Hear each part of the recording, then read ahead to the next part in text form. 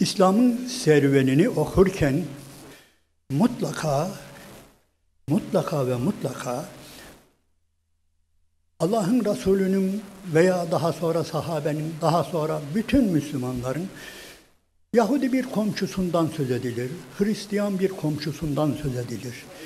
Ve bu topraklarda İslam anlatılırken mutlaka benim bir Ermeni ustam vardı, benim bir Yahudi tüccarım vardı alışveriş yaptığım. Yani mutlaka ve mutlaka beraber olmuşuzdur. Ve İslam hiçbir zaman Mekke, Medine dahil homojen sadece %100 Müslümanlardan oluşmamıştır.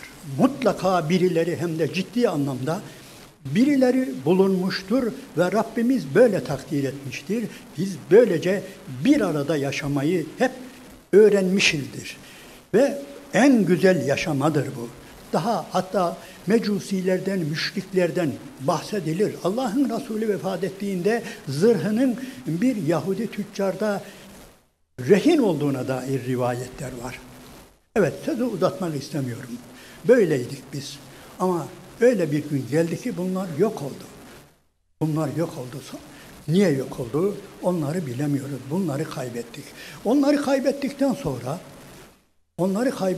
sonra artık bu toprakların evlatları olan bir Şeyh Said Hazretleri'ni, bir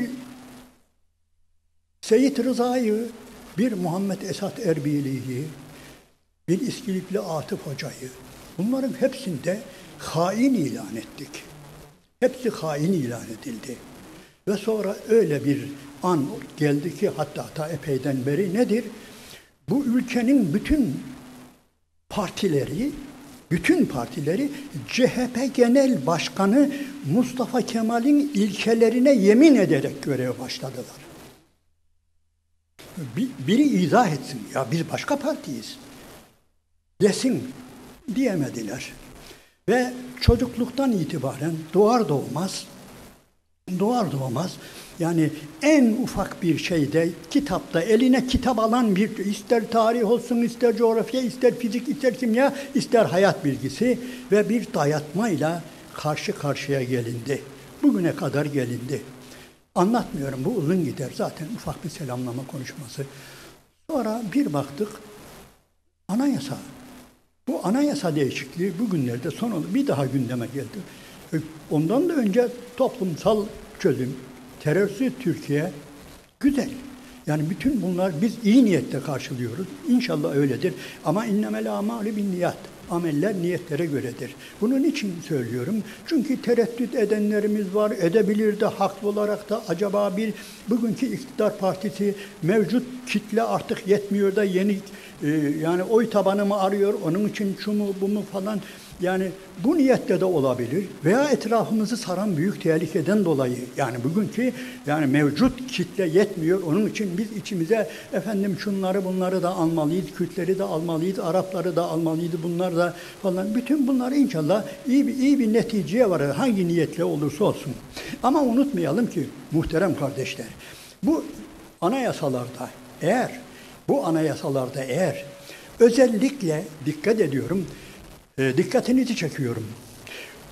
Eğer Kürtler yer almayacaksa, ki bu Kürtleri ben şu gözle görüyorum bir de, Anadolu insanını, Müslümanları emziren Kürt ulemadır tarih boyunca bu ülkenin sadece doğusunu değil batısını da, İstanbul'unu da, Karadeniz'ini de, yani İskender Paşa'sını da, ne kadar ciddi tarikatlarımız var, hepsinin kökeni varıp Halid-i Bağdadi bir Kürtlere dayanıyor, oradan geliyor. Hatta Arvasiler, yani aklınıza kim geliyorsa bütün Türkiye'deki tasavvufi cemaatlerin kökeni varıp, yani bir Kürt ulema, Kürt halifelere dayanıyor. Ve sadece tasavvufi yönüyle değil, diğer ulema da, medrese uleması da, yani bu ümmeti emzirenler, özellikle Anadolu'daki Müslümanları emzirenler hep Kürt alimler olmuşlardır, Kürt seydalar olmuşlardır ve onlar canlarını vermişlerdir. Ve gerçekten esas bedeli onlar ödemişlerdir.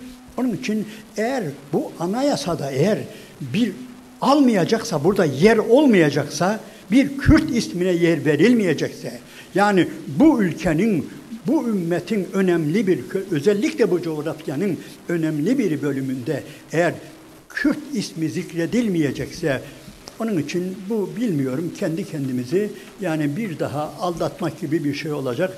Ben bu anlamda yani çalışma yapanlara da hatırlatmada bulunuyorum. Allah-u Teala akıbetimizi hayır eylesin ama söylediğimiz gibi biz iyi niyetle yola çıkıldığına inanıyoruz ve iyi niyetler tam olarak ortaya konulmasa bile yüreklerde olduğuna ve daha sonra ızhar olacağına inanıyorum. Allah'ın selamı, rahmeti, bereketi üzeriniz olsun diyorum.